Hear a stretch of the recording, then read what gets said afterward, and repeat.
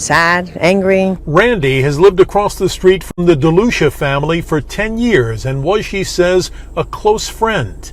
Today, besides her grief, she's feeling relief. It wasn't my time. I could have been in there. Randy tells me she was supposed to bring the DeLucia family some food on Sunday. The same day, Nassau police say 59-year-old Joseph DeLucia Jr. killed 4 of his family members and then himself. He did have past mental issues, psychological issues that were reported to us. Police and neighbors say Joseph DeLucia Jr. had lived here in Syosset with his mom for his entire life.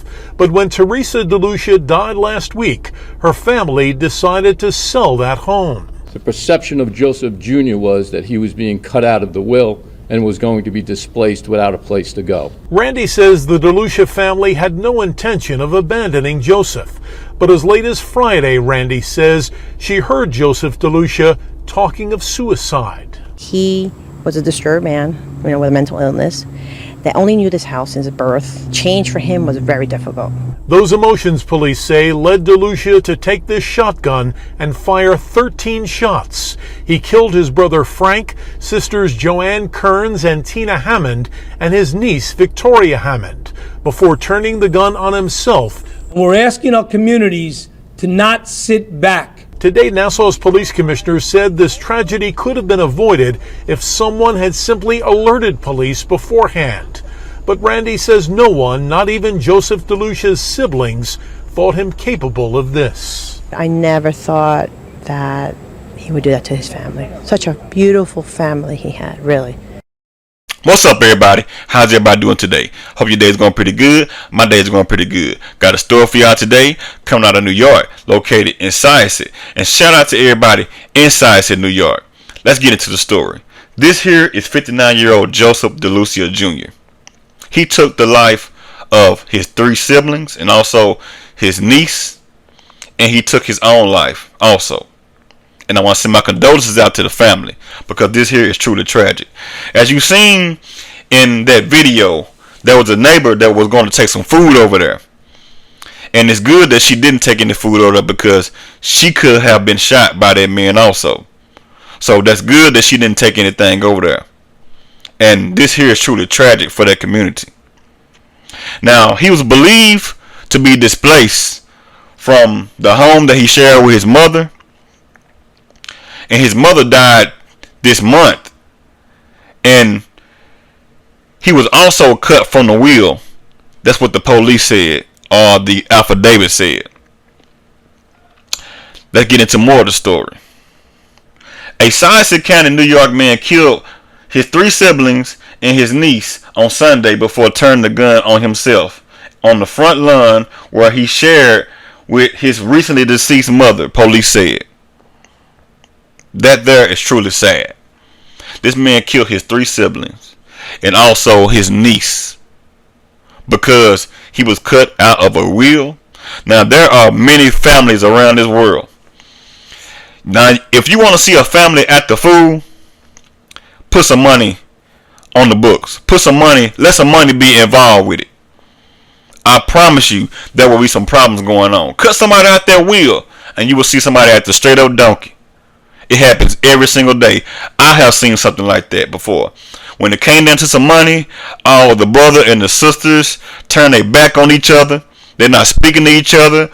When they see each other, they look the other way, won't even drive past each other's house. They just all of a sudden just find some hate for each other. So I know this type of stuff goes on a whole lot around America, around the world, period. If you want to see somebody at the fool, let some money be involved with it. Let's get into more of the story. The man, Joseph DeLucia Jr., 59 years old, believed that he would be cut from his mother's will and be displayed. So that was the reason that he did what he did. Let's get into some more of the story. Police said that he shot his siblings, Joanne Kearns, 69 years old, Frank DeLucia, 71 years old, and Tina Hammond, 64 years old, as well as his niece, Victoria Hammond, 30 years old, on Sunday, 2 days after his mother's funeral. Sad situation. So 2 days after his mother's funeral, this man took those siblings' life along with his niece also. Took his 3 siblings' life and also the niece. Man, how evil hearted and how messed up in the head you got to be. Now, they said in that video that this guy had some mental problems. Now, he stayed with his mother all of his life, 59 years old.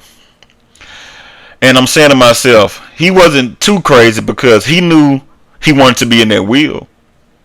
He knew that they were finna sell that house.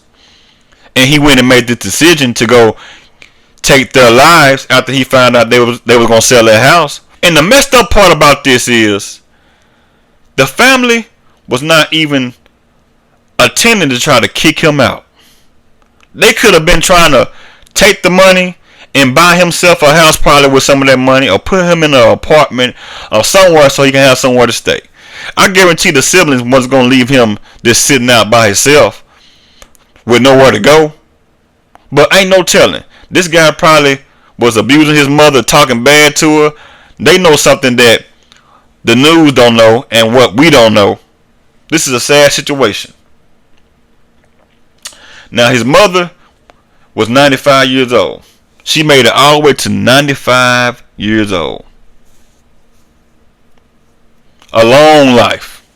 And at the end of the day, her own son took the life of her children and also another relative, the niece. Now, Joseph lived with his mother all of his life. So this guy felt like he was entitled to something, and he felt like somebody owed him something, and he was not going to stop.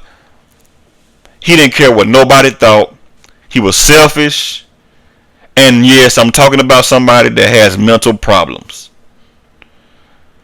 But I'm sitting up here thinking to myself, could they have handled this way much different than what they did? Could they? This guy had some junk on his mind from the get-go. He didn't care anything about he didn't care anything. And if this guy had some problems going on with him like that, they should not have even been talking around him, if they was, about what they was going to do with the property. That should have been a surprise to him.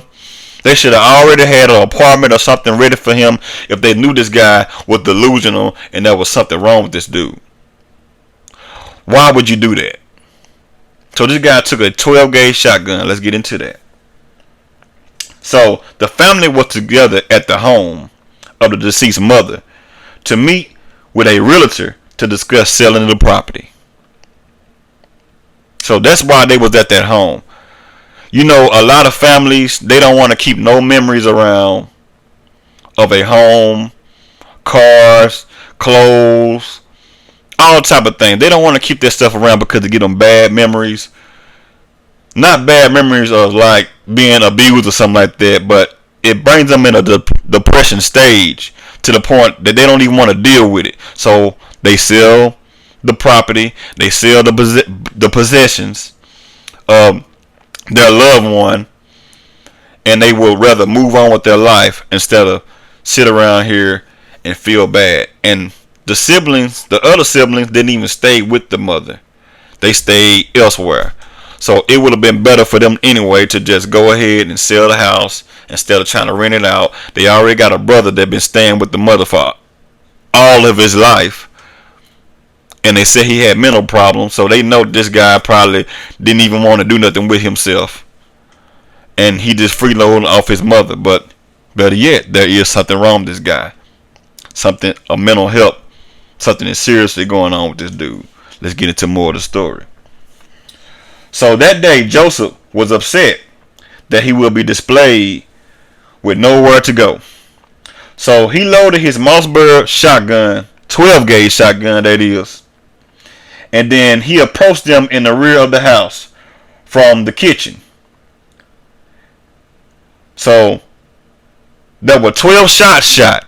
So he shot 12 shots out of that shotgun, striking all 4 of them multiple times. Then he went to the front of the lawn and shot himself. So the neighbor heard the shots and called 911 and said all 5 individuals was pronounced dead on the scene once they made it and arrived on the scene. Just think about that. You got 5 people laying in the front lawn. You got one body laying on the front yard, deceased. And you got the other bodies laying on the inside of the house, deceased.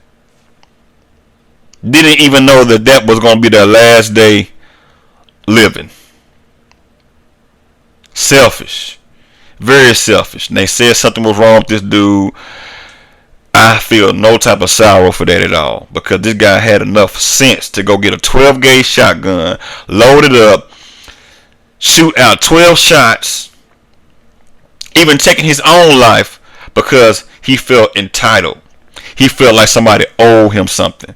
He felt like, couldn't nobody have that if I couldn't have it? And at the end of the day, the property is going to wind up in someone else's hands anyway. What a big waste. What a big loss. The mother is gone at 95 years old, lived a great long life. This man killed his brother, sisters, and also his niece. Selfish. Y'all be careful out there, especially with these wills, especially with your family. You got some family members out there that are waiting for you to pass away. Sit back waiting. That's why I say teach your children how to be independent, how to provide for themselves, how to do for themselves, so they don't wind up like this 59-year-old man staying off his mama all of his life. Probably never had a girlfriend, probably never really had friends, sit up in the basement all day long playing the game. I'm just saying, y'all, even though this guy, something was wrong with this dude, he lived 59 years. He should have been done flipped out.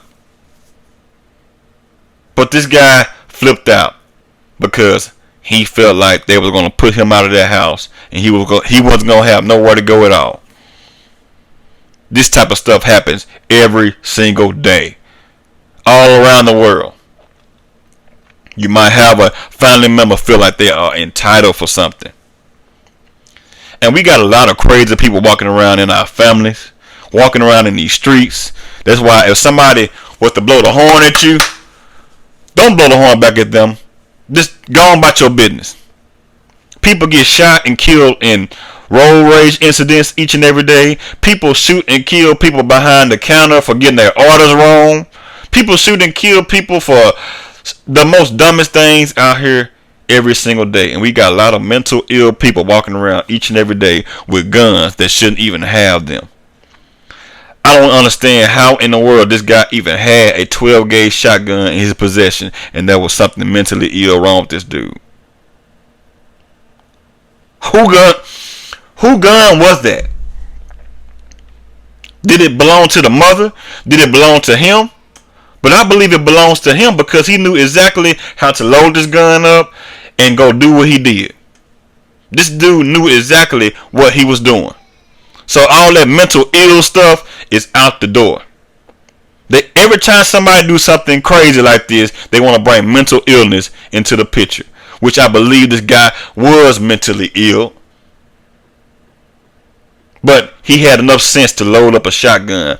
You got some people out here that is not even mentally ill, that don't even know how to load up a shotgun. And we talking about mental illness?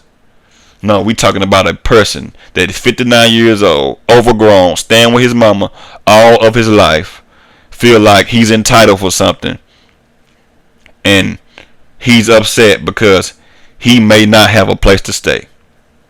That's his fault that he don't have nowhere to stay. He already knew his mother was old. And in the report, it said the police stated that the mother cut him out of the will. If his mother cut him out of the will, that tells you a lot about that man right there. It tells you a lot about him. His mother didn't even have enough sympathy for him to even leave him in a will. This guy probably been giving his mother hell for a long time. Just giving her straight up trouble. She probably said, my son, only thing he does is sit up in there in that basement, play games all day long, don't want to do nothing, eat up all of my groceries. I'm not going to leave this real estate into his hands. I'm not going to leave it up to him, because I know he's not going to be financially responsible to take care of this home. It's going to be somebody else's responsibility to pay the taxes on this house. It's going to be somebody else's responsibility to pay to keep this house up, because a house, you got to keep that house up. You do not want to put somebody in your will to take over your home that don't even take care of nothing at all. Don't even have a job. Don't even have any type of income. That's a recipe for disaster. It's going to go straight back to the government, and this person is not going to take care of it anyway. Leave a comment and let me know what y'all think about this. This story here is truly tragic.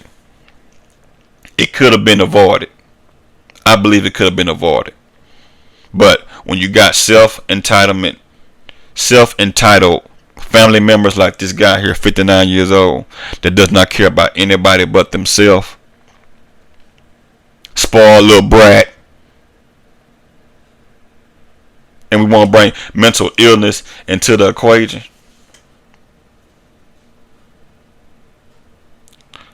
Send your condolences out to the family.